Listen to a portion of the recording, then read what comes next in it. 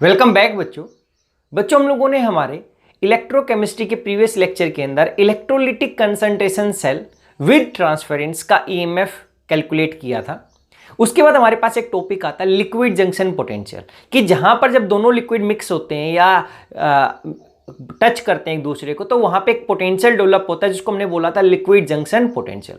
अब उसकी क्या वैल्यू होगी, वो किसके इक्वल होगा, उसको हम कैलकुलेट करेंगे। So let's start our lecture.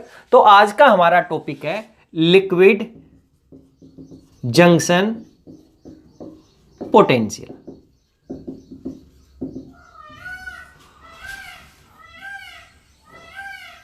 देखो, इस वे से हम लोगों ने हमारा एक सेल बनाया था विद ट्रांसफरेंस के अंदर।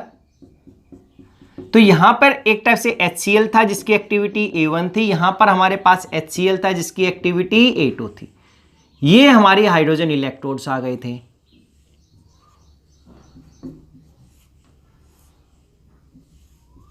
दोनों तरफ H2 1 एटमॉस्फेयर पे हमने डाला था। इनको हमने क्या कर दिया, कनेक्ट कर दिया था। सॉरी।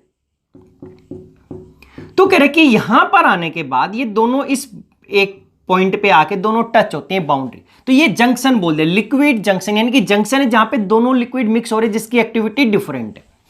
अब क्या हुआ, एक एक्टिविटी ज्यादा कंसंट्रेशन होगा, एक लोअर कंसंट्रेशन का। जब डायरेक्ट कांटेक्ट में आएंगे तो हायर कंसंट्रेशन वाला क्या करेगा, डिफ्यूज करेगा toward lower junction.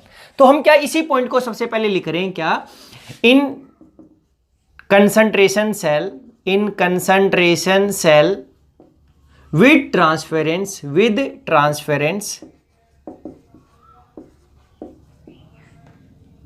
the higher concentration solution will diffuse towards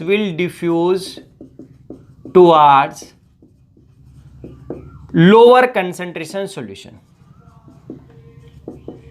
यही होता है कि हमारे पास गैस हाई प्रेशर से लो प्रेशर जाती है, ऐसे सॉल्यूशन हाई कंसंट्रेशन से किस पे जाएगा, लो कंसंट्रेशन पे जाएगा।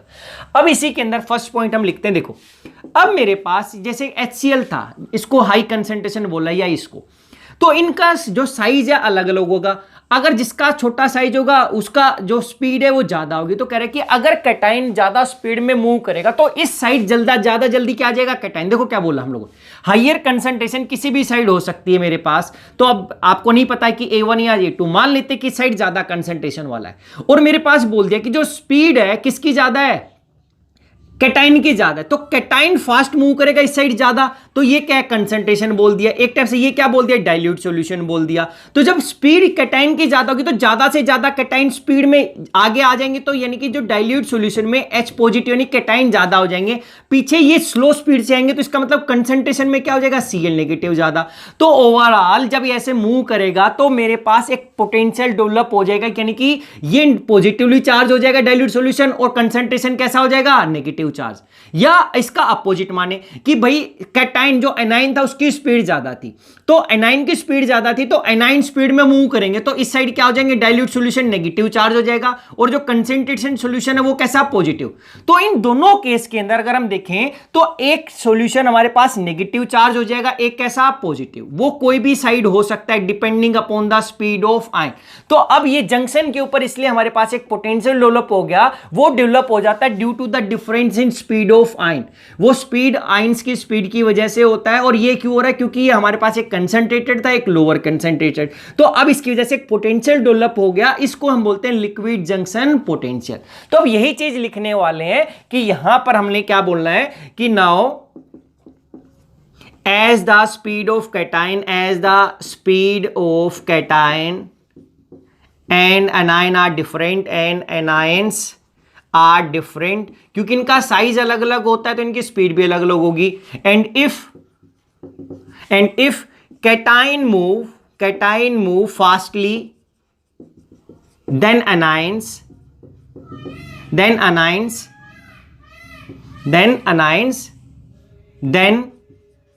क्या हो जाएगा, डाइल्यूट सॉल्यूशन विल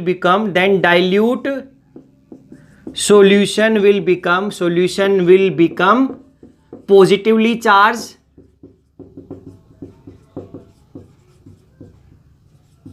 while क्या concentrated solution will become negatively charged.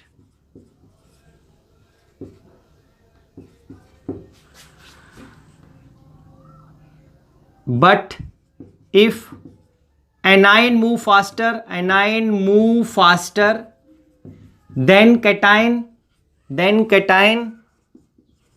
in that case क्या हो जाएगा? dilute solution will become negatively charged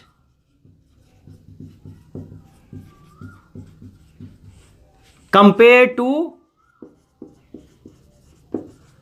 concentrated solution. So in both cases a potential will be developed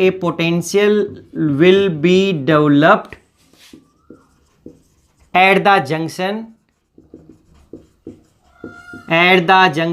which is called liquid junction potential.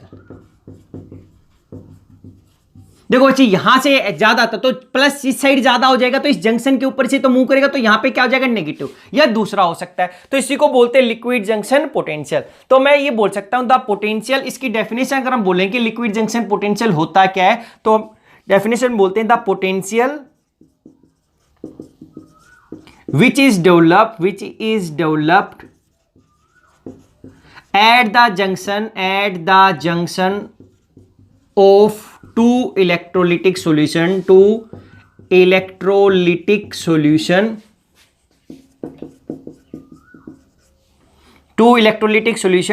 to the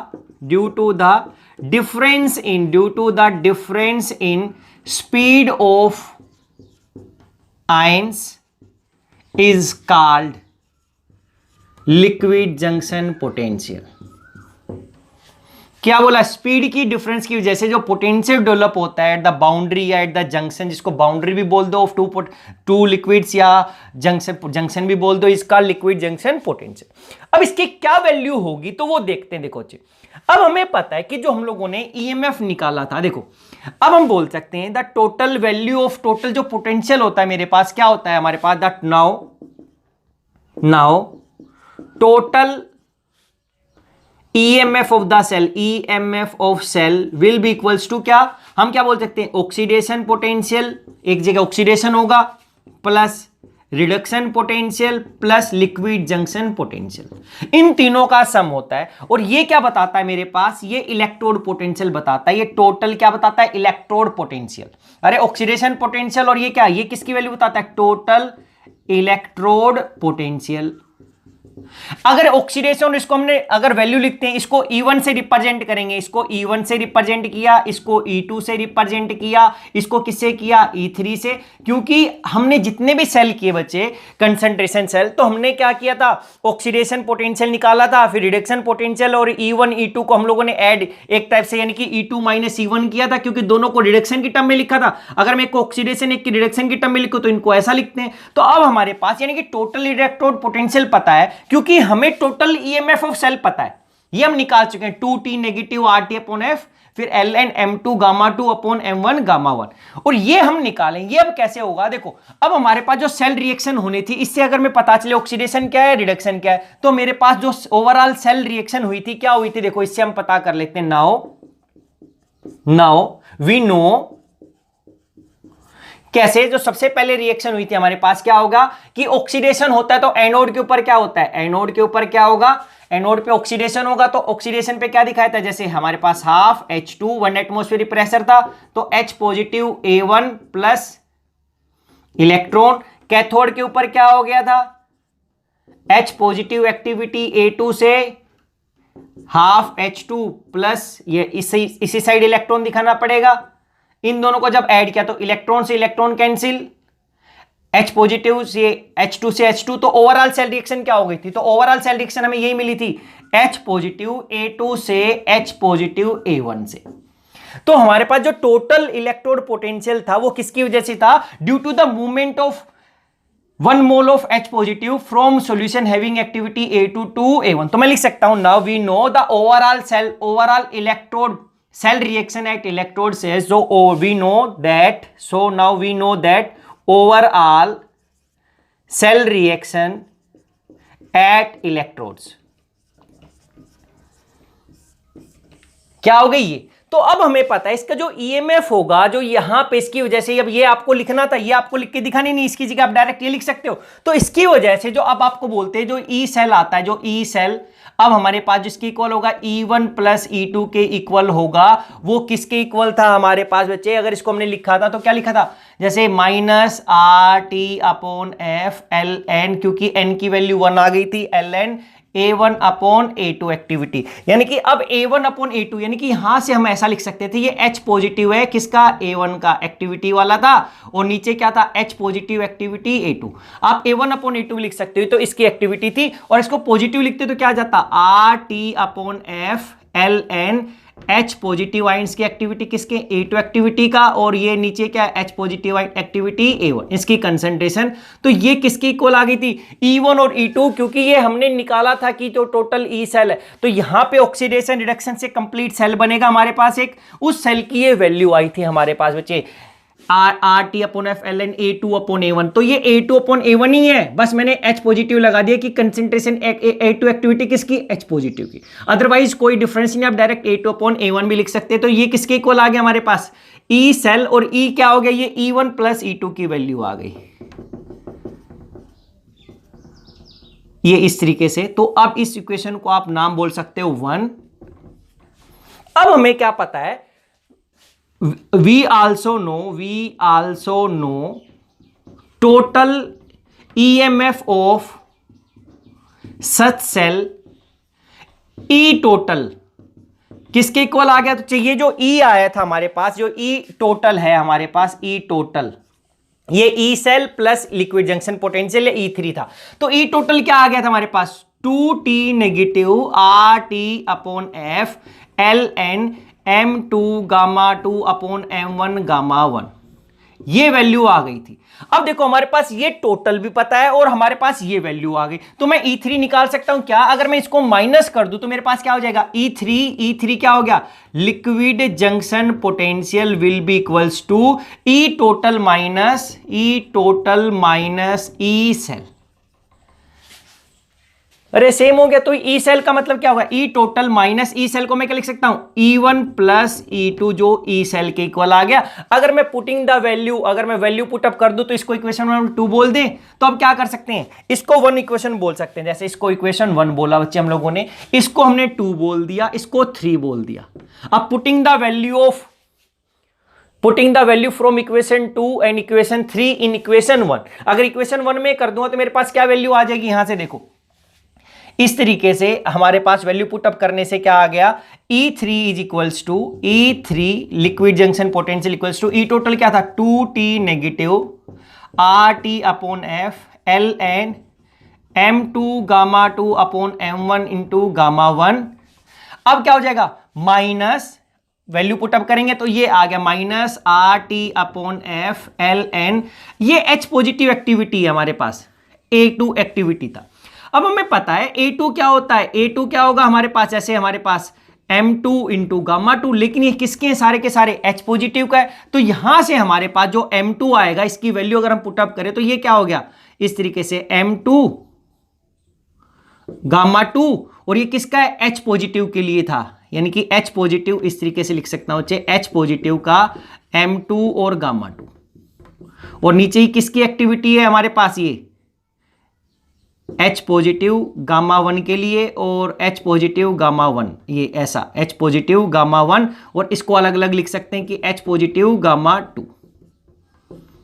लेकिन अगर हम ध्यान से देखें कि यहां पर जो Γ2 है और M2 है, ये Γ1 और M1 था, ये भी तो हमारा हाइड्रोजन के रिस्पेक्ट में आया था क्योंकि HCl था वहां पर, तो अब हम लिख सकते हैं नाउ क्या, H पॉजिटिव जो M2 है वो इक्वल्स टू है M2, क्यों? क्योंकि ये एक्टिविटी हाइड्रोजन की है। आप इसको ये अवॉइड बुक में एक्स्ट्रा लिखा हुआ है H positive A2, H positive A1, फिर इसको एक्टिविटी को हमने गामा2 M2 लिखा, तो गामा2 भी किसका? H पॉजिटिव का, M2 भी किसका? गामा2 का, ऐसे ही ये गामा प्लस। और अब फिर हमने बोल दिया कि जो ये M2 एक्चुअली दोनों सेम ही, अलग अलग वैल्यू नहीं आएगी इन दोनों की हमारे पास, ये सेम ही आएगा हमारे पास। ऐसी जो हमारे पास H पॉजिटिव गामा, अगर हमने बात की यहां पर 2 की, वो किसके इक्वल है? गामा 2 के इक्वल वैल्यू उसकी। ये अलग अलग नहीं, दोनों हाइड्रोजन के रिस्पेक्ट में ही था। तो अब इसको मैं डायरेक्ट H पॉजिटिव M2 को मैं लिख सकता हूं M2, और इसको क्या लिखूं? गामा 2। ऐसे ये क्या हो जाएगा? गामा 1, और ये क्या हो जाएगा?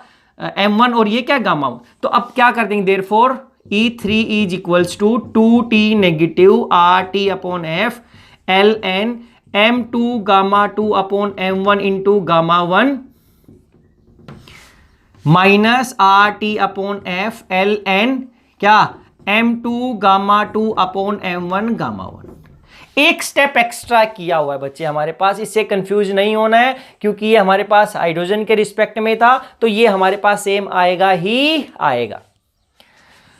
अब क्या किया हम लोगों ने, क्योंकि अगर इसको देखना है तो आपको देखना पड़ेगा कि एक्टिविटी वाला हमारा जो हमने कंसेप्ट किया था वहीं पर देखना पड़ेगा, या अगर आप देखोगे इसको हम इस तरीके से समझा सकता हूं। देखो एक बार, ये किस लिए हमने लिख दिया, क्योंकि अगर HCl था, अब ये टूटेगा तो H plus plus Cl negative देता है। अगर इसकी एक्टिविटी A है तो ये A प्लस होगा और A नेगेटिव आ जाएगा। तो ये क्या था? गामा प्लस M प्लस, ये क्या था? Gamma negative M negative. अगर इसकी मोलैलिटी M माने तो ये भी तो M देखा, ये भी M, तो M प्लस ऑलवेज किसके हुआ? M प्लस के इक्वल, और ये किसके हुआ? M नेगेटिव के इक्वल। तो यहां पर हमने M2 लिख दिया था एक टाइप से, तो ये तीनों इक्वल अच्छी है। M2 लिखूंगा तो ये M2 का मतलब है जिससे भी टूटा होगा उसी का तो H पॉजिटिव मिलेगा। तो यहां पर एक्टिविटी A2 था, तो गामा प्लस 2 A नेगेटिव 2, ये 2 2 कर दो, तो यहां पे 2 लगाऊंगा तो गामा प्लस 2 गामा माइनस 2, जी वो कैटायन का हो या एनायन का वैल्यू तो क्या आएगी? सेम आएगी। ऐसी मेरी गामा की वैल्यू आएगी M gamma plus equals to gamma negative, ये इक्वल वैल्यू आ गई। तो ये हाइड्रोजन का हो या Cl नेगेटिव का, ये तो इस M2 के इक्वल आएगा ही आएगा। तो ओवरऑल हमने M2 लिख दिया, तो गामा प्लस 2 ये M नेगेटिव 2, तो ये 2 2 तो हमने लगा ही दिया। तो इस तरीके से हम लोगों ने ये किया हुआ था।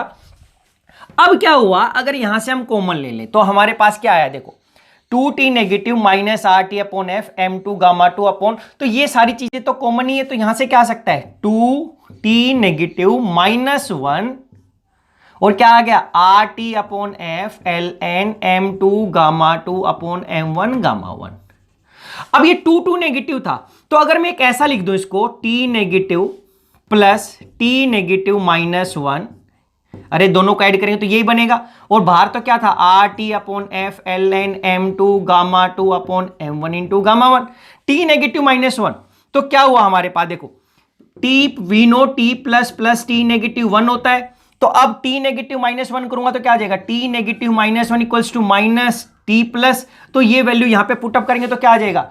T negative plus T negative minus T positive, ये वैल्यू आ गई यहां पर।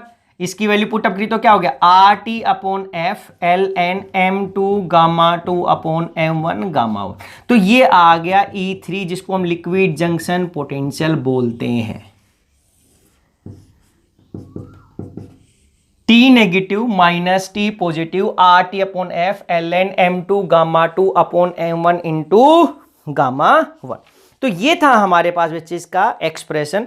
तो ये पेपर में आएगा कि लिक्विड जंक्शन पोटेंशियल क्या होता है, तो उसको हम इस वे से सोल्व करते हैं। और ये याद रखना था, कुछ नहीं था, ये हमारे पास टोटल ईएमएफ ऑफ सेल था जो ये निकलते हैं हमारे पास। तो हम A2 अपॉन A1 किया था, तो अब A1 के आगे हमने जानबूझ के H पॉजिटिव लगाया हुआ था।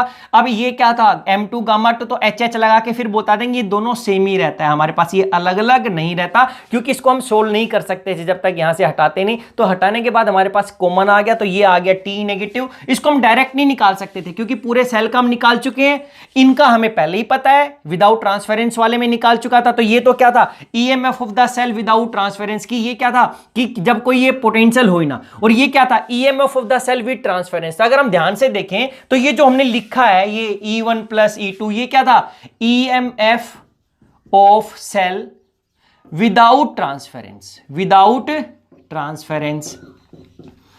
आप ऐसा भी लिख सकते हो कि ईएमएफ ऑफ द सेल, ये overall cell reaction at electrodes, तो EMF of the cell without transference ये हो गया। और ये जो निकाला था हम लोगों ने 2t नेगेटिव, ये क्या था? EMF of the cell with transference, EMF of cell with transference, with transference. अरे भाई एक ट्रांसफरेंस के साथ एक विदाउट, तो विद वाले में से जब ये विदाउट ट्रांसफरेंस हटा दूंगा तो मेरे पास क्या बचेगा? Liquid junction potential. तो आप ये E1 प्लस E2 या प्लस E3 से भी बच जाओगे। आप लिख सकते थे ऐसा, we know that EMF the cell without transference, ये इक्वेशन लिख के ये डायरेक्ट वैल्यू हमारे पास जो E1 प्लस E2 के इक्वल होगी, और विद ट्रांसफरेंस वाला एक्सप्रेशन हमें पता ही है, ये एक्सप्रेशन था हमारे पास। अगर इसके अंदर से मैं सब्ट्रैक्ट कर दूं कि अरे इसके अंदर से यही सब्ट्रैक्ट किया तो मेरे पास क्या आ जाएगा? Liquid junction potential. तो ये वैल्यू आ गई हमारे पास बच्चे। तो अभी तक हम लोगों ने तीन ही चीज की थी। अभी तक जितने भी हम लोगों ने हमारे प्रीवियस लेक्चर किए, कंसंट्रेशन सेल था विदाउट, जो इलेक्ट्रोलिटिक कंसंट्रेशन सेल था उसकी जो एक्सप्रेशन आया था, पहला तो यही आया था RT/F ln A2/A1, ये तो H पॉजिटिव लगा दिया। ये क्या था? Without transference. क्या था? Electrolytic, electrolytic without transference. फिर विद ट्रांसफरेंस में क्या आ गया? 2t नेगेटिव आ गया था, RT/F ln A2/A1 ही आया था। और अब क्या हुआ? ये था क्या? With transference. फिर क्या गया? ये लिक्विड जंक्शन पोटेंशियल आ गया। इससे पहले हम लोगों ने किया था electrode potential cell without transfer, उसमें A1 ऊपर आ गया था, A2 नीचे आ गया था। ये डिफरेंस था। इलेक्ट्रोड वाले में ये A1 ऊपर A2 नीचे, या P1 ऊपर P2 नीचे, ये डिफरेंस था, बाकी सब कुछ सेम है। तो ये आपको पेपर में करना है बच्चे, इस तरीके से आपको ये ड्राइव करना है अगर आपके एग्जाम में आता है तो।